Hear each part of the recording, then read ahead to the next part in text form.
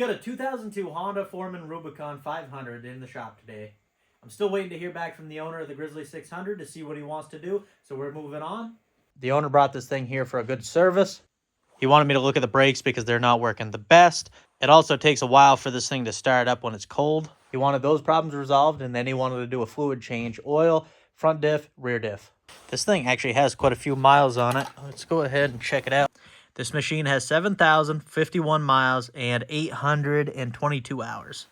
This thing's been sitting in the shop for quite a while. Hasn't been started. Let's see how she starts.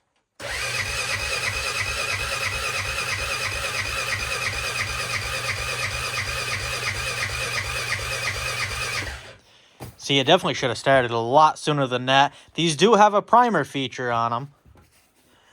Let's go ahead and pull the seat. So the primer is located right there on the bottom of the carburetor. What you do is go in here and push it, and that pumps fuel into it. So we'll do that a few times. See if she'll fire up now. Yeah, she tried. There she goes. So it's definitely not, I mean, you shouldn't have to use the primer, especially in this garage. It's about 50 degrees in here, so it should have fired right up. So we're gonna have to go through the fuel system on this. The good thing is that engine sounds very good when it's running. Let's go ahead and shut her down. I wasn't actually gonna do a video on this. I already started working on this. Let me show you what I ended up finding. When I jacked the back of this up, I noticed the rear wheel was loose.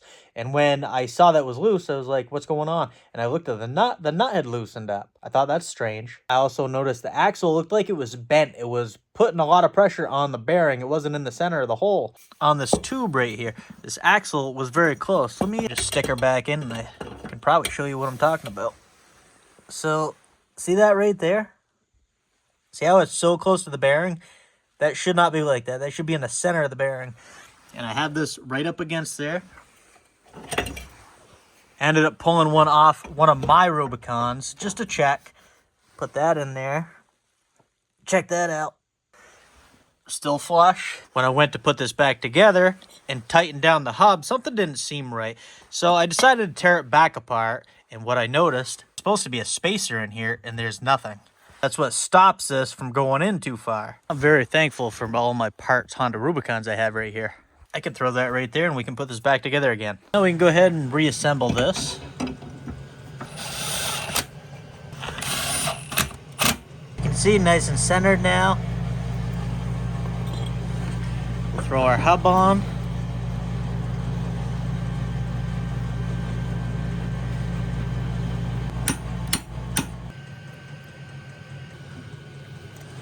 We can bolt our shock back up.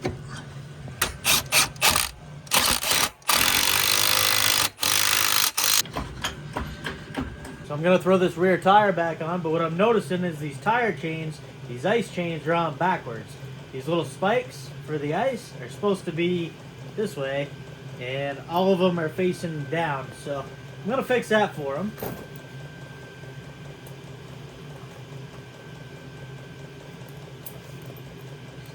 Take it off there.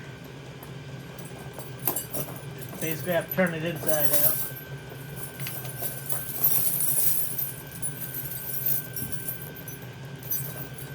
This is the way they should go.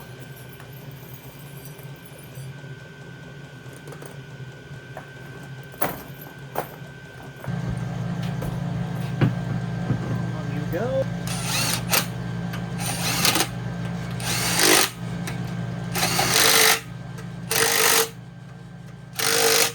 All right, next step, I'm gonna see what's going on with these brakes. We'll start with the rear. The rear is controlled by this left-hand brake lever, and it's just, there's not much there, and it's kind of sticky. It's also controlled by this foot pedal.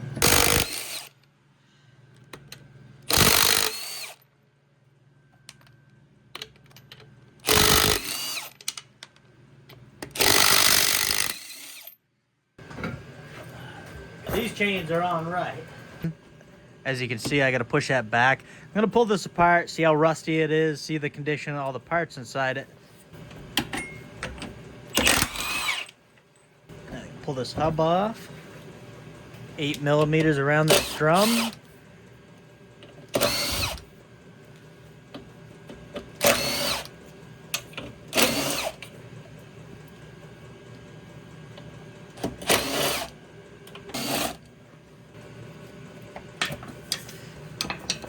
There it comes. See all the brake dust in there. A little lube around that axle.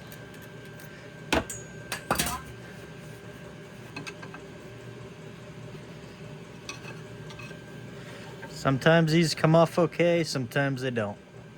That one looks stuck.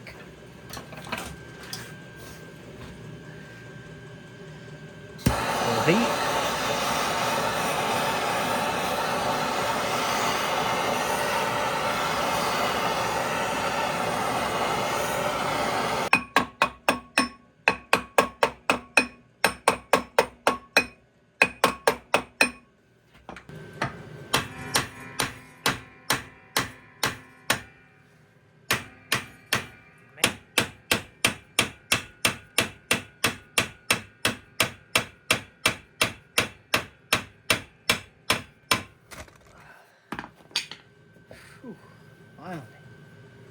Okay, so my biggest issue with these rear brakes, they got really good pads on them. However, when you slam them, they stick. See how it's stuck up? You gotta pull it back. Our springs are good in here. Our spring is good out here. I'm guessing this shaft is probably rusty, so we're gonna have to take it apart.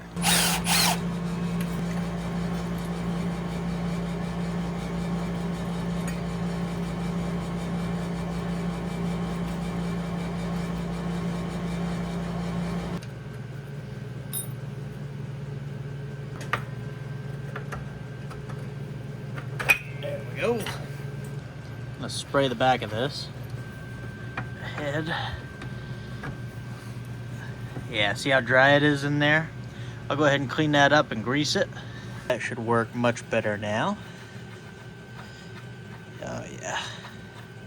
We'll go ahead and throw the shoes back on.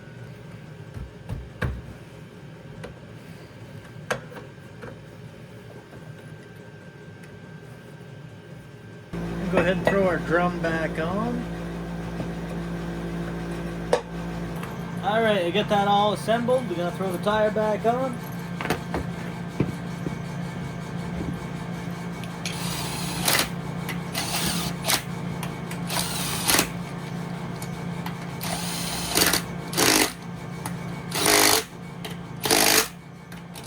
You can see now it's not sticking.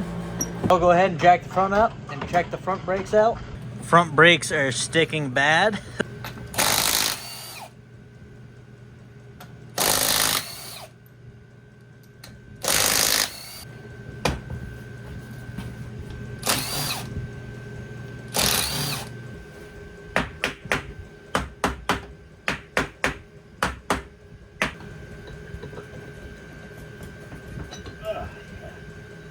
There we go.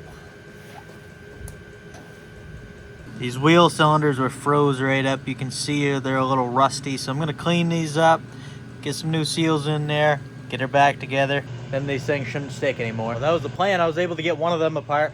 However, this thing I cannot loosen up. I heated it, used penetrating oil, and it just will not budge. So the best thing to do is just replace all 4 wheel cylinders on this thing. As you can see, I got the front end back together. Unfortunately, I did not fix this. I did not have the parts in stock. We just got a pretty good dumping of snow outside. The owner uses this to plow. He really wants it back, so I threw it back together. I'm gonna go ahead and finish the service. Go through the carb, hopefully get it starting better, do the oil changes, and then he can grab this today and be back to plowing. We'll order the parts for a later time.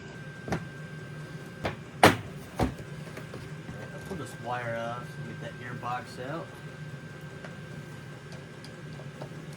This is the winch cable. This is not from the factory. First, let's check the condition of the air box. Air filter looks nice and clean, actually. That's a good sign.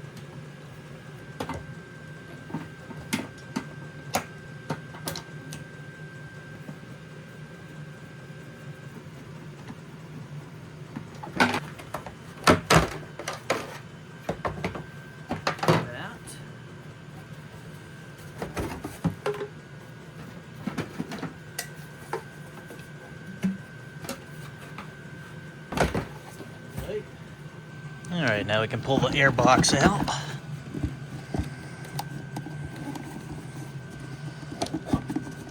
Just like so. Pull the rubber boot off. Fuel line off of there. There's not a ton of fuel in this thing. I'm gonna go ahead and drain it all out. It smells a little varnished. Go ahead and finish pulling off this carburetor. Choke plunger right here.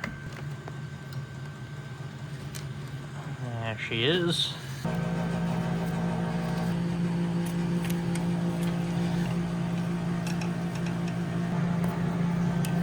That's that. A little tight fit in there. Pretty good sized carb.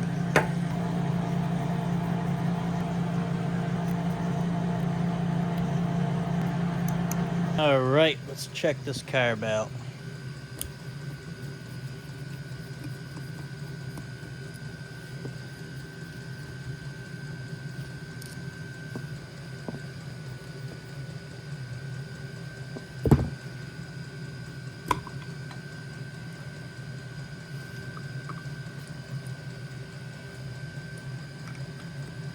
Bowl off, check her out. Definitely some gunk in there.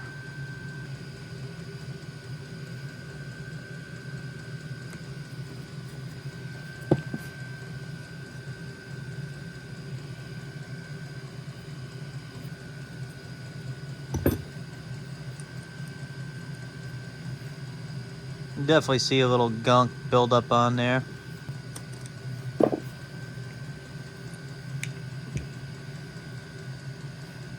Jet. Can see through it after blowing through it. But.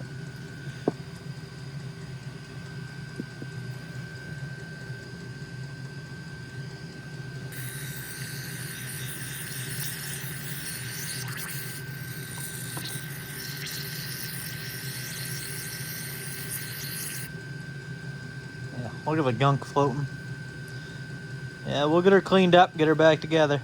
Went ahead, cleaned everything out, the body, the jets, everything, put it back together, and we're just gonna assemble this and throw it back on the machine.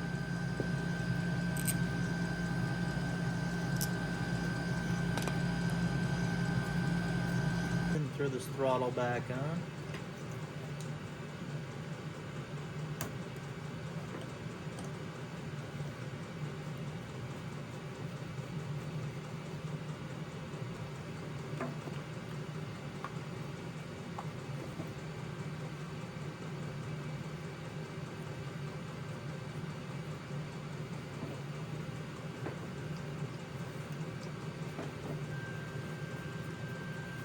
Airbox a little nasty in there. I'm gonna clean that out.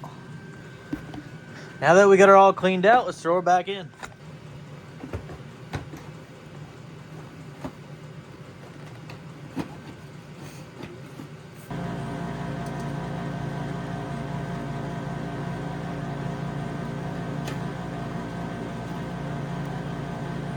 Filter back in. Airbox lid.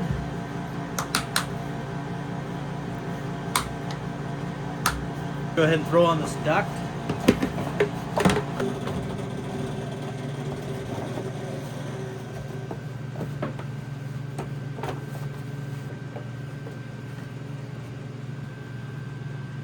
We'll go ahead and get some fresh gas in it.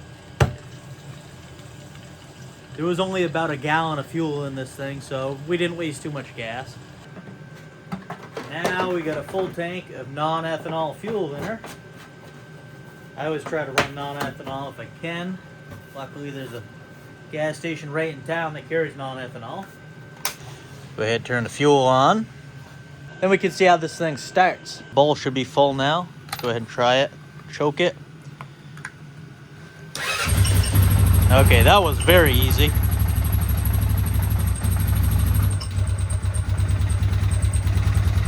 Nice. She fired right up. That was great. I'm still not satisfied though. I'll be satisfied when it sits outside for a few hours. Then I try it, and if she fires right up like that, I'll be happy. Actually, I'm gonna fire this back up because I'm gonna drain the oil next. So we'll let her warm up. All right, now that she's been running for a few minutes, I'll go ahead and drain the oil. Alrighty. So these Honda Rubicons have two oil drains. You have your engine, and then you have this tank, the reservoir up front. So we gotta go ahead and drain both of these. Go ahead and get that draining. We're gonna drain this right here.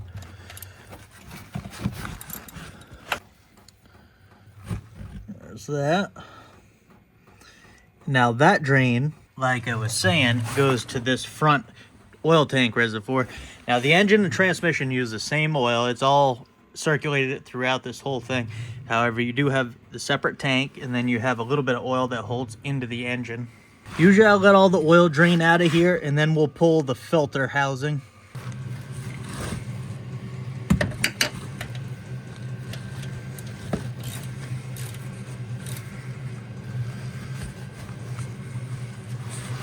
Loosen this up.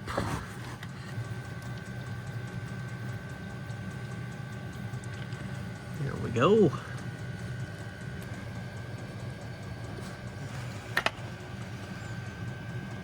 Go ahead and get the new one back in there. Go ahead and tighten that back up.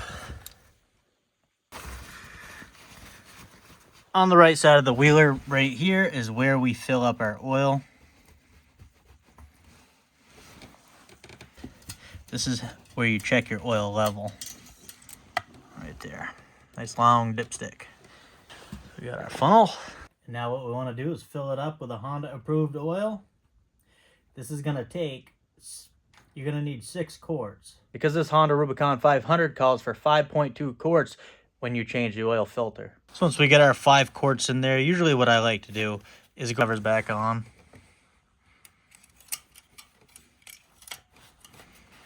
I recommend you fire this thing up for 5 minutes, let it idle, shut it down, and then check the level. I'm going to hit the kill switch, turn it over for a few seconds to get the oil pumping. All right, we'll go ahead and we'll start her up this time. All right, after 5 minutes of running, we'll shut her down, give it a few minutes, and then we'll check the level. All right, now that we give that a few minutes, we're gonna go ahead, remove the dipstick. Go ahead and clean it off.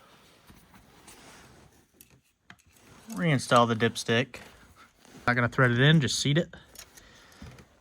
It should be in between here. I don't quite see it. We'll have to add a little bit more. Go ahead and add it a little bit more. Okay, now we're good. We're right up there. Okay, now we're moving on to the front differential. We're gonna drain that, refill it. We're gonna come in here with a 10mm. Let that drain out. Actually, the oil looks pretty nice in there. We'll see how the rear diff looks. Usually the differentials on these things are very neglected. I'm not talking about just these Honda Rubicons. I'm talking about any ATVs. It seems like it's the last thing people service. This is the filler cap right here. We'll go ahead and reinstall our drain plug. Now what we want to do is we want to fill this up until it starts dripping out. Now I'm using an 80-90 gear oil.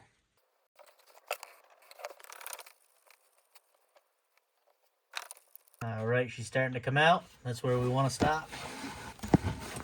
We'll reinstall our cover. Now this does not need to go on tight. I've seen so many people snap these due to over torquing, and it's just such a lightweight aluminum that you don't need to go much. We'll move to the rear. You don't have to remove the skid plate, but I find it makes a lot less mess if you do. It's only 2 bolts, and then you can get all this mud out of there. Get that out of there. Yeah, that's a little dirty. That one needed to be changed. A little milky. Probably some water in it. I was actually very impressed with the front, though. This is where you check your oil. It says right there, oil check. So it should come out of here when you check for the level. And it's actually over full as I drain some out, and it's still draining out. So it's definitely over full. Probably some water in there. While that's draining out, I can go ahead and throw all these plastics back on.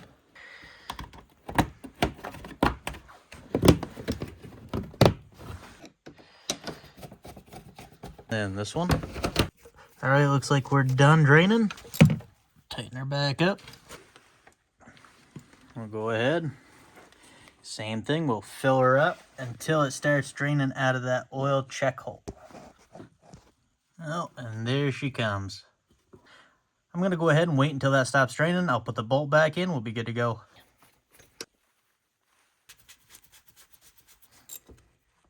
Go ahead and put our skid plate back on. Go ahead and get this thing out of here. You gotta get plowing.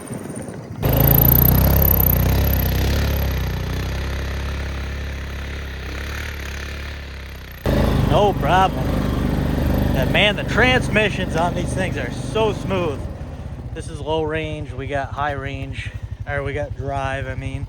Then you got D1, D2, or you can shift it electronically, 1 through 5.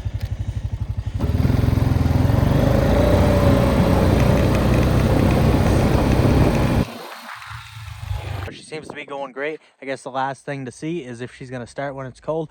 I'll leave it out here for a couple hours and see what happens. All right, let's go try to fire this thing up. It's been sitting for about 2 hours right now. So the owner doesn't want this back right now. I mean, he does want it back, but he wants it fixed. He already had his driveway plowed out, so it's not a big deal, I guess, right now. I thought the way he talked, he wanted it back today, so not a big deal. Let's see how she's gonna start. I'm gonna try without choke. A little cold. She wants to choke. Yeah, that's how she should fire up. Beautiful. Beautiful. I'm telling you, if this thing sat a couple hours before, it started just like it did at the beginning of this video. Hope you guys enjoyed the video. I'll do another one on the brakes, the A-arm bushings, and the wheel bearing when I get those parts in.